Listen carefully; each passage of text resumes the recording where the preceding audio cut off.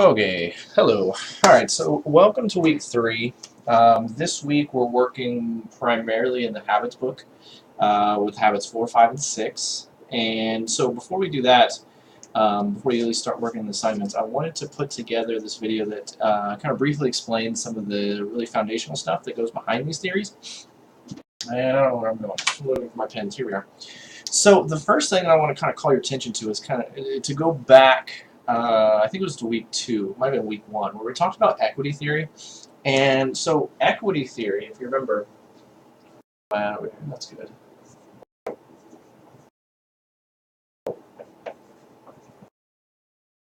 was one of the transactional approaches. Honestly, I can't even remember what book it was. It was in one of those books. I think it was in the Habits book. Maybe it wasn't. No, actually, I think it was in the. I don't know. It was maybe in the New Leadership book. But the thing is that these books really cross over a lot. It was the New Leadership book because I was, in my mind, thinking I needed to call attention to how the New Leadership book crossed over into the 7 Habits book, and here's kind of how it does that. And so in the New Leadership book, it talks about equity being this transactional approach. And the idea, a lot of people think of equity as kind of, because they hear of it as a transactional approach, right? And so that makes you think, you have the scales. You have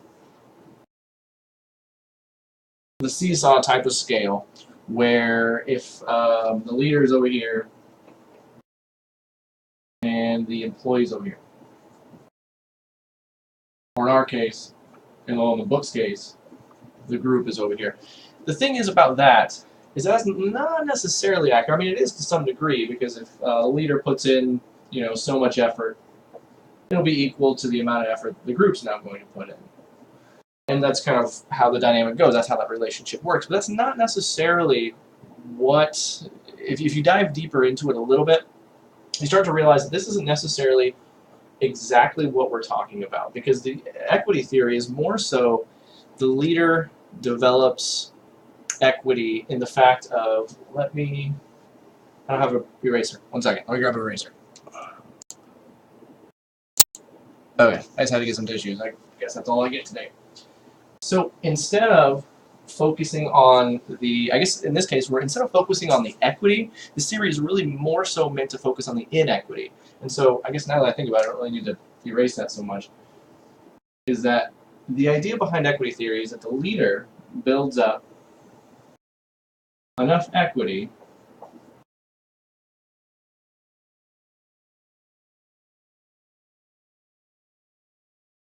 that now the group, or whoever, I mean it could be vice versa, but whoever has the inequity, they are now motivated to build up some equity on their behalf. And so if the group's over here, now they're going to be motivated to put some effort in themselves so they can kind of balance this out. And so if the leader, in this case, if you wanted to quantify it, if the leader in this case puts in 5 blocks, then the group is now going to see that and be motivated to also put in their 5 blocks, right? So, oh crap, I threw my tissues away.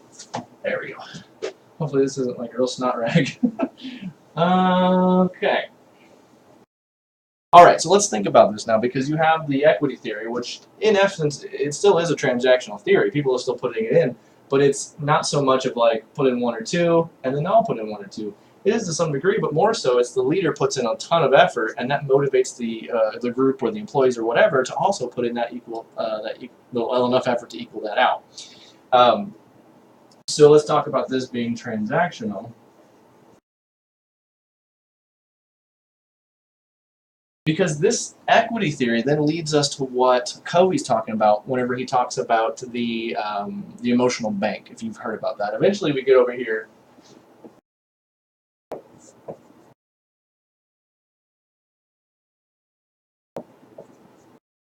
To habit 4 and actually habit 5. But before we get there, we have to kind of understand the theory of the emotional bank. It's actually talked about between habits 3 and 4. So if you want to read that section, go for it. But I think as long as you watch this video and then you read habit 4, I think you'll understand. But if you feel like you're kind of missing this, then maybe go back and read those in-between pages. Anyways.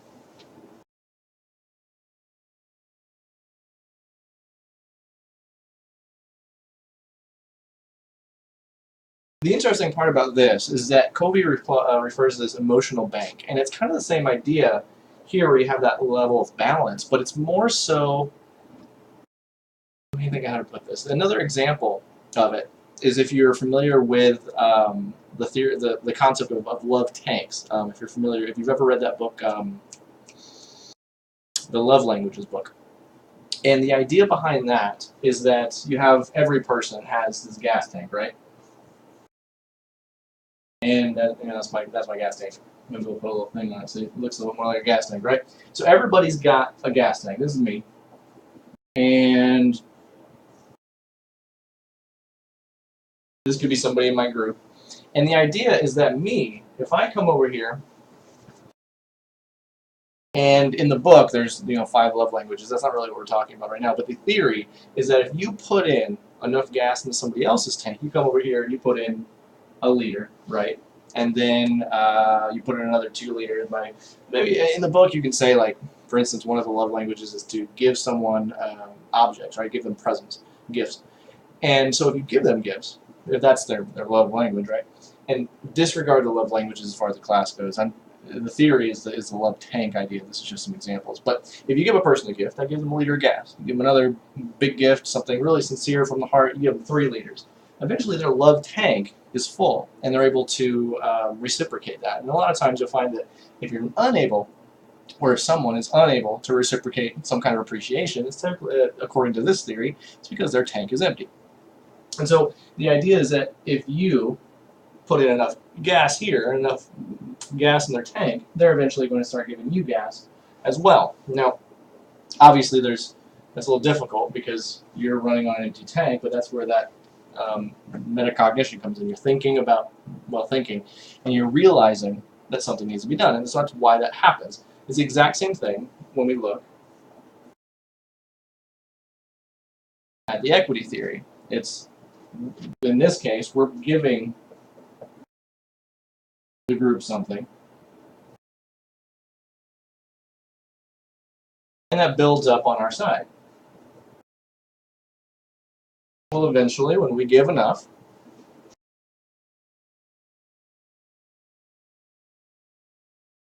our side starts to tilt, and eventually that group, or in this case the other person, they're going to feel like they need to start giving back, right? So that's kind of what this emotional bank is. That's what the love tanks are. 2 different theories, but they're just very similar. And if you've read that book, you know that these are very similar topics. Now, what does that actually mean? I mean, obviously you're probably saying, like, okay, yeah, there's definitely some applicability, some utility there for the workplace, and really in all relationships. That's kind of nice about psychology, right? And so if we're looking at the emotional bank, that leads us to the win-win, because at this point we're thinking, how can we put in, well, I hate to say compromise, because it's a little bit more than that, because you talk about win-win, well, Covey does. When you talk about the win-win, we're talking about finding a place that isn't, for example, lose-win, right? There's a lot of us, myself included in some scenarios, where you technically lose, maybe not an argument, but you lose the situation. Maybe you want to go to the infamous, where do you want to go to eat? So let's say that we're wanting to go somewhere to eat. Let's say that I want to go to Taco Bell, and my wife wants to go to Red Lobster or something. There's plenty of times when I'm like, well, okay, I don't really want Taco Bell that much. I think I can deal with going to Red Lobster, and maybe I'll like it there or whatever. And you make that compromise, but there, essentially, I'm kind of losing what I want, right? And so that's not necessarily what we want. We want a win-win. And so that's kind of what we're talking about up here. And in order to do that, you have to be able to compromise. You have to be able to find an area, give in enough effort to where the other person sees that you're, first of all, willing to be, in that scenario where it's a win-win. You're not just going to say my way, my way, my way. But at very least, and Covey talks about this, we'll put it here.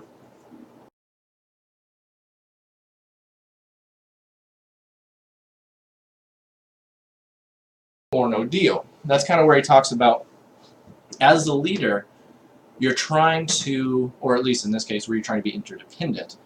As you're trying to become interdependent, or as you are interdependent, you're trying to guide the other person or the other group into compromising to the point where you both win, and so it's a mutual gain, right? That transaction comes into play whenever you're both gaining something, and so essentially, instead of me filling your tank, we're mutually filling each other's tanks, right? And so the win-win.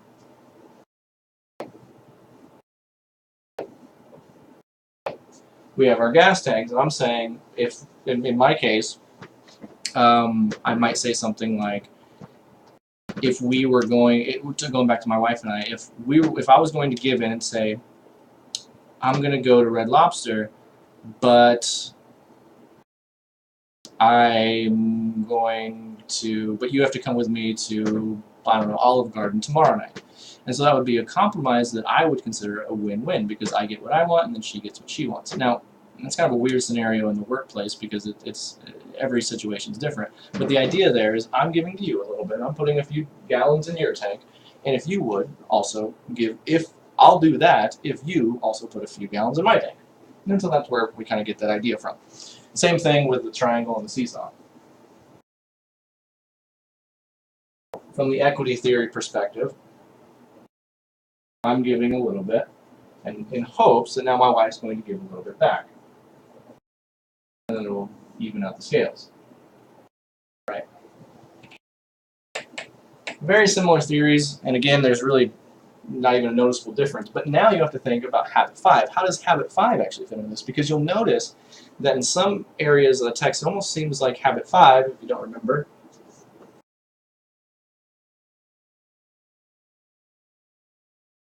seek first to understand before being understood, and then be understood.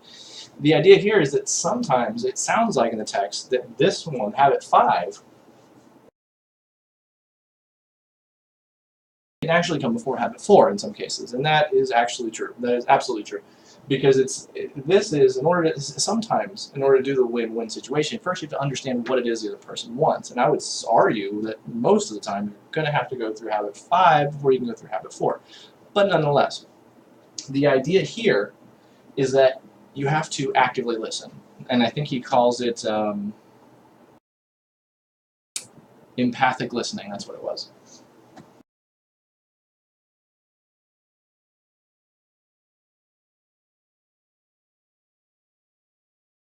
And this is where you actually try to, when I say you actually try to listen, it's more than that. You're listening, but you're listening with a purpose. You're listening with the sole intent of simply understanding. Because Covey goes into explain that there's 4 responses, 4 autobiographical responses that we typically exhibit, right? If we're listening to somebody, most of the time, from our perspective, they may not be telling us, but they may be telling us because they want to vent, they may be telling us because they're looking for a solution, but as we're listening, no matter what the speaker wants, we're always typically responding in one of 4. You have eval. Now that's if we're listening to it and we're just trying to evaluate the situation, trying to give in our 2 cents, right? Our response might be to probe. Now we're trying to find out more information and kind of understand ourselves, to apply it then to ourselves, and gives us the opportunity to then say, this is what I would do, right? And that's the next one, where we want to advise. Can you see that? Okay, make sure I'm not getting under my chair here. Advise. Obviously, that's where you start to give some advice, and you tell them what, if it was your life, what you would do. But one of the things that Covey kind of mentions is that our life is our own. The solution that works for us is not going to work for somebody else. He gave a pretty good example in there. I can't remember what it was. Something, I don't remember. But anyways, it's a good one, so go back and read it. And then the last one was to, and I think I already said this, was to interpret. Basically, we're trying to figure out how we can interpret this in our own life, and then, of course, give the advice. So now, those are the 4 that come with this, but he's saying don't do any of these, or at least consciously make the effort to not focus on these things. It's going to be natural to do those things. Well, what you want to do is the empathic listening. And that's just basically empathy, but empathy listening, right? And so the thing that I want to mention here, and this is why I'm drawing all this out, because the equity theory kind of leads us to the emotional bank and the love tank, so to speak. But then the emotional bank is kind of the foundation for the win-win and for the understanding. Because if you're going to give that understanding, you're going to take the time to understand what it is they're trying to say. Think about a boss that you've had that's just told you what to do, and you're saying, this isn't working. This isn't, for example, my wife, she was at work the other day and they were asking, how can we fix this problem with our customers? They're saying that we're not efficient enough. My wife says, well, you know what it is? It's actually the kiosk that we push our patients to, and they're going to the kiosk isn't working. Well, the boss didn't want to hear that because he didn't understand, how is that making us less efficient? The kiosk is there for patients to go and check in on, and it makes it a little bit faster, right? But he didn't understand that the kiosks were broken. So that's where he wasn't taking the time to understand what my wife was saying. And so that, of course, frustrated her. She came on and vented to me, and now I'm venting to you. But the point is that if he was to give that effort, if he was to fill my wife's emotional bank, her love tank for work, she would be more likely to then give that transaction back, to be able to, I don't know, do whatever it is he wanted her to do. So we come back over here, and now what I like to think of these two is if you have habit 4 and habit 5, you add them together,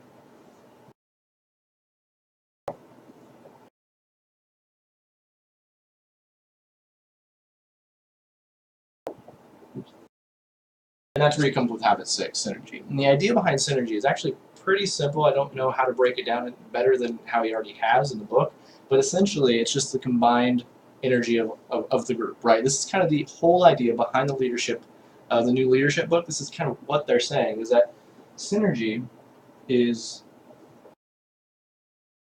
the group. If you had to apply like a level of quality, like let's say it's 1 to 10, the group is doing a 10 efficiency. They're doing a perfect job. They're turning product. They're teaching great classes. They're selling a bunch of cars. Whatever the job is, they're doing really well. They're doing a 9 or a 10.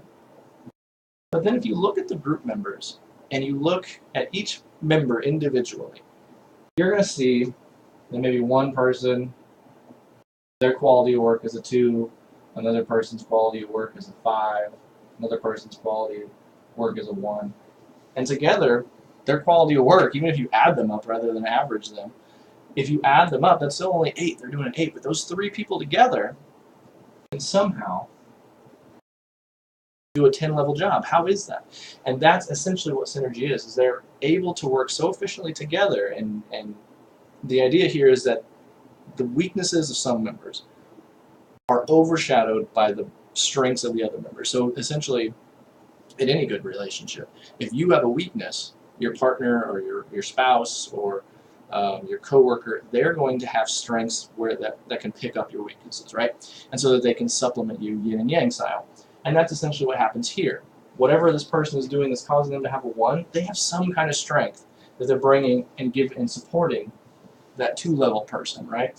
Or they have a strength that they're bringing, supporting that 5-level person, and together, one of the 2, they're supporting the 5 together as well.